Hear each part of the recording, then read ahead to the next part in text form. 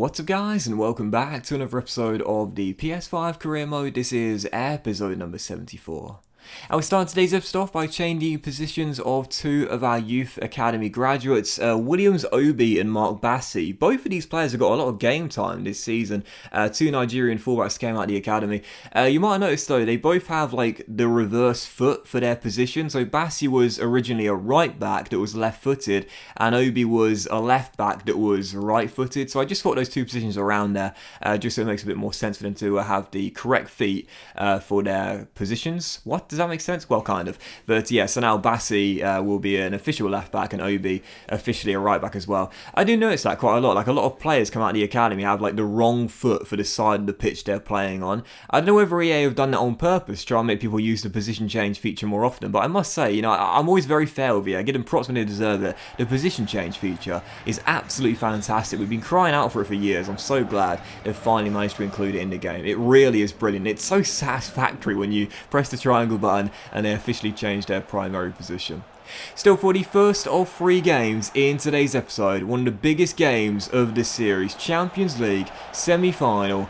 First leg, Olympia Stadion, Jonathan David, 21 minutes in, gives us the lead as well. Now, we know what happened last year against this team. We came to this very ground, we drew 1-1 in a really tight affair, and of course in the second leg in West London, we were 2-0 down at the break, on the brink of going out, before we completed the turnaround of the series, the 3-2 win on the night, which sent us through to the Europa League semi-finals. But much more at stake this year, the Champions League final, a place up for grabs. So taking on the Germans here, taking the early lead through David was great to see, but right before the break, Abel Ruiz fires Hertha Berlin back on level terms. We talked about it in the very last episode. These guys right now outside the top 4 in the Bundesliga, not having a great season domestically, but after what happened last season, I was going to take anything for granted. Lovely little passing move here between Patson Daka and Nicolas Pepe fed Abel Ruiz through 1-1 as he drilled it past Woodman for Hertha Berlin's leveller, and right before the break here, tied at 1-1 with the Germans finding the equalising goal. So frustrating this, about to release ball down left hand side, but the referee blows up for half time before he could run onto it. He's got the pace to keep the ball in play, and he's well within his rights to do that, the referee, but even so, that happens to me so often, man. It's so frustrating. But I got to be honest here, speaking of the ball, well, this is one of the biggest games of this series, and I was looking for our talisman, our leader, our star player to step up. He had a bit of a shocker, and I mean a real shocker in this game. He was really poor. He just didn't seem to be in the right areas, and when he was, I kept surrendering possession constantly with Charles. That was our best chance there, about 15 minutes to go, but with 3 red shirts in the middle, I somehow missed them all as Hertha Berlin cleared, and that was how the game would finish. So talk about deja vu. We go to Olympia Stadion in a European knockout tie first leg, and we draw 1-1, just like we did last season. So yeah, I was thinking after the game, will one away goal be enough? Because last season, as we know, Hertha Berlin scored those 2 goals in the first half, meaning we needed 3 in the second half. Yes, we got them, but I'll be honest here, I can't see Lightning striking twice in the second leg. So will one away goal be enough? I guess we'll have to wait and see. Regardless, as you can see, look at the fixtures for May, and you would have seen the first leg be completed in the other Champions League semi-final tie, Bayern Munich beating Valencia by a goal to nil at the Mestalla. And a brief look at the league table, as you can see right now, 7 points clear of Man City and Arsenal. Of course, Guardiola's side do have the game in hand, but again, due to the points gap right now, if we win 2 of our final 3 Premier League games, even if Man City win all 4, we'll be crowned Premier League champions. So 2 of 3, that's all we need to do. But for the first game of May in the Premier League, well, we take on one of our biggest bogey teams of this series so far. Not Aston Villa, but West Ham. We very rarely play well against these guys, and we often drop points. And away from home, sandwiched in between the tie against Hertha Berlin, the second leg coming on Tuesday in West London, I did feel not a weakened side, but made a lot of changes for the game, kept the ball on the bench. Still have some starters out there though, including Jonathan David, who started the game off strong, but as we were still tied at 0-0, West Ham looking for the opening goal of the game, and they almost got it. It was almost our former midfielder as well. What a story that would have been. Oz Khan denied by former teammate Freddie Woodman, as it still 0-0, but in a really action-packed, frenetic start to the game. 23 minutes in, the first goal was coming. The question was who would get it. Well, in the end, it turned out to be the host. Timothy Weah, the American, makes it 1-0, and West Ham get themselves in front. There were a lot of worrying faces in that away end, trailing by a goal, and I was like, for goodness sake, I am not losing this game. I'm not having these guys beat me again. 42 minutes into the game, still trailing by a goal. Jonathan David, so big when I need him to be. Reverse step over, beats the covering defender, and bends one into the far corner as he tells the fans to calm down. No ball, no problem. Jonathan David steps up big time and bends in the finish from close range past Jose Sarr. 1-1,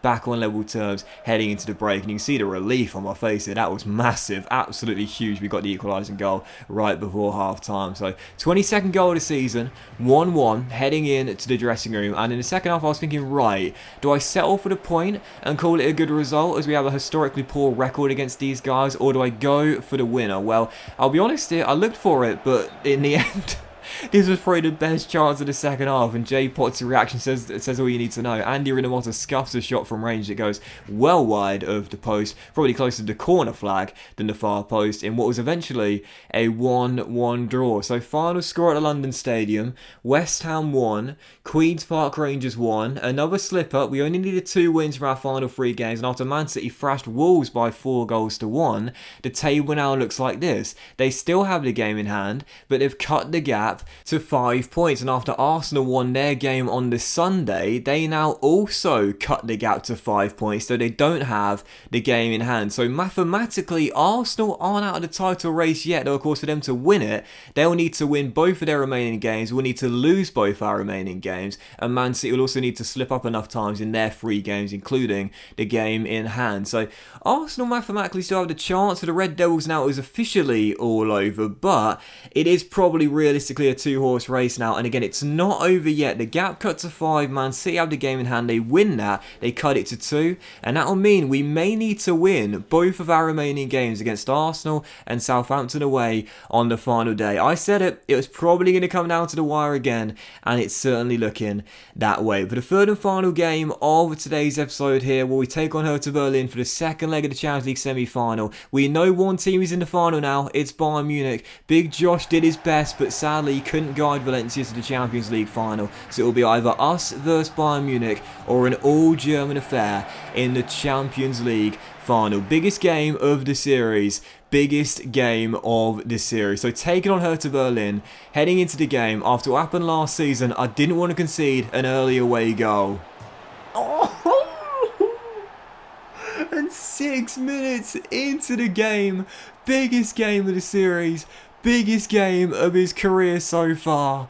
Charles Bull, shocking in Germany, but an absolutely shocker of a finish that Ivan Toney would be proud of. Yes, just 6 minutes into the game, what a goal from Charles Bull. Absolutely unbelievable. You know what he likes to do. He's the reverse Iron Robin. Steps in from the left, shoots on the right, under pressure, taken down just as he releases the ball, but he clips the underside of the bar, Tony Yeboah style, for one of the goals of the series, and probably my favourite goal of the series. The ball celebrates with me.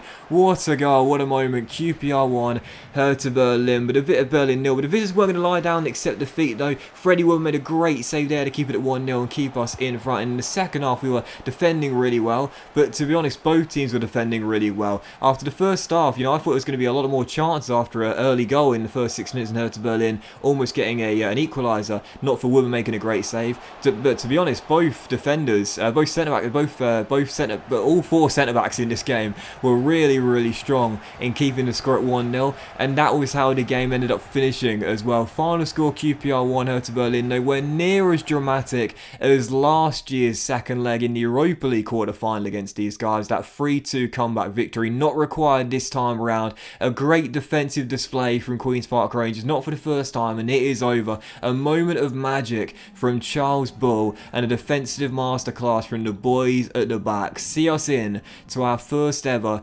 Champions League final. We'll take on Bayern Munich. I feel sorry for Big Josh. I would have loved it to have been Valencia, but a late own goal from Big Josh saw Bayern Munich make it through to the final. And there it is, Queen's Park Rangers versus Bayern Munich, our first ever year in the Champions League, and we've made the final just like the board asked. Now can we do a Norwich City and win it in the very first season to hopefully, touch wood, go along with a Premier League title, where we may need to win our final 2 games against Southampton and Arsenal coming first to be Premier League champions again. Well, that won't this episode of PS5 Career Mode, guys. Big thank you for watching. If you enjoyed, if you hadn't, please drop a like. Much love to you all, and I'll see you for the next episode of Season 6, the final 2 games of the Premier League season, both live against Arsenal and in Southampton away, as 2 wins from 2 will see us retain the Premier League Championship very soon. Oh my goodness gracious me, it's not over yet.